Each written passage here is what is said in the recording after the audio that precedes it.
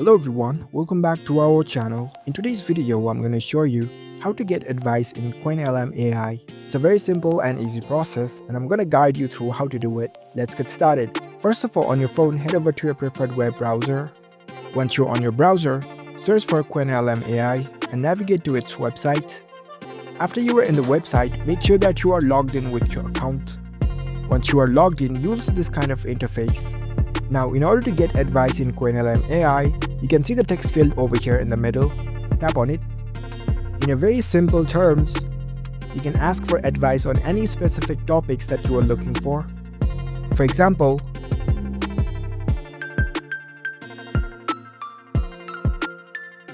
I've asked for the advice to improve the trading strategy on Robinhood app.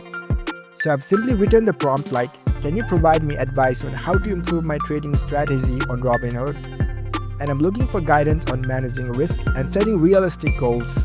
So you can type in the prompt somehow like this, according to your needs and requirements. You can mention your requirements over here in the questions in order to get the desired output. So you can send this message and wait for the response.